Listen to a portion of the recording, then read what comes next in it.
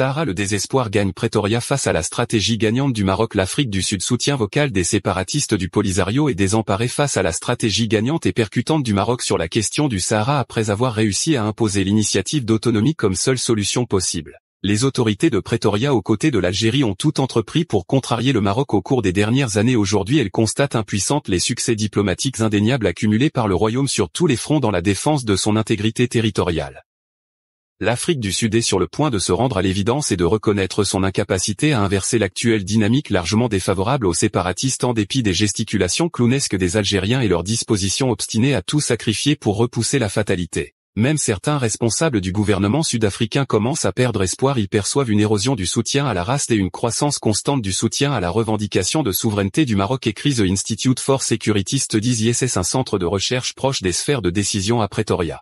Un responsable sud-africain a déclaré à l'ISS sous couvert de l'anonymat que le Front Polisario n'avait pas mobilisé autant de soutiens internationaux populaires que le Congrès national africain ANC l'avait fait contre le gouvernement de l'apartheid. Quoiqu'il soit injuste de comparer la lutte légitime d'un peuple victime de ségrégation raciale avec les agissements d'une poignée de mercenaires, le constat d'échec doit sonner le glas chez la direction du Polisario qui risque de perdre l'un de ses derniers fervents soutiens en Afrique. La coalition gouvernementale menée par l'ANC et le Parti libéral LP suite aux élections de juin dernier est plutôt préoccupée par les innombrables difficultés économiques du pays. Pour faire partie de la majorité, les libéraux ont obtenu la concession de concentrer les efforts sur la résolution des problèmes domestiques au lieu de se mêler des crises à l'international. L'analyse de l'ISS mis en ligne le 16 août établit que le soutien à la race s'amenuise en Afrique au moment où beaucoup de pays du continent ont ouvert des consulats dans les provinces du sud du royaume. Il convient d'ajouter que d'autres ont pris leur distance avec le Polisario et l'Algérie et sont plus proches que jamais d'appuyer la démarche marocaine dans le sillage de la reconnaissance de la marocanité du Sahara par des acteurs majeurs sur la scène internationale. La première grande puissance à s'engager dans cette direction fut les États-Unis en 2020. Le président de l'époque Donald Trump avait officiellement reconnu la revendication du royaume. L'Espagne, l'ancienne puissance colonisatrice, a soutenu la position marocaine en 2022. Mais le changement potentiel que d'autres nations pourraient suivre a été la récente lettre du président français Emmanuel Macron au roi du Maroc Mohamed VI. Dans cette lettre, Macron soutient le plan d'autonomie de Rabat comme seule base pour résoudre le conflit, avoue l'ISS, dont l'analyse devrait interpeller certaines voix au sein de l'ANC. Reste à savoir combien de temps il faudrait encore à Pretoria pour descendre de ses grands chevaux et accepter la réalité. Quand on connaît l'influence et le poids du Maroc et de l'Afrique du Sud, on peut facilement deviner l'impact d'un changement de paradigme sur l'intégration et le progrès dans tout le continent. Fuite des cerveaux en quête d'un avenir meilleur hors du Maroc. Dans une ère où l'économie de la connaissance domine, la quête des talents intellectuels est devenue aussi cruciale que l'ancienne recherche des matières premières. Le Maroc, un pays regorgeant de talents, voit de nombreux jeunes esprits prometteurs aspirés par les grandes puissances économiques, quittant leur nid en recherche d'un refuge professionnel et académique. La fuite des cerveaux ébranle l'essor marocain. L'Afrique, avec une population où 60% ont moins de 25 ans, est le continent le plus jeune et le plus fertile en termes de natalité. Cette dynamique démographique constitue un réservoir inépuisable de talents, surtout dans des secteurs innovants comme l'intelligence artificielle IA où la demande de compétences dépasse l'offre. Toutefois, l'attraction des puissances économiques pour ces jeunes esprits pose des défis significatifs.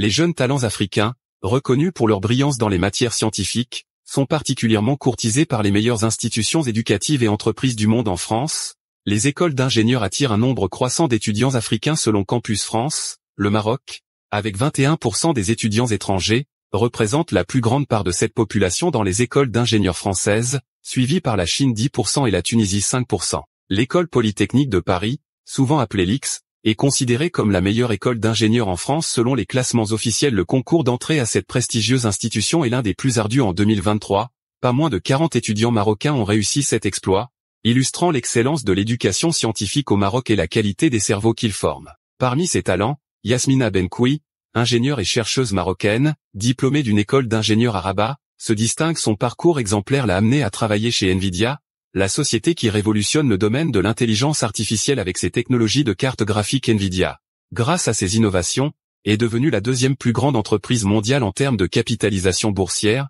transformant l'IA en un secteur en plein essor.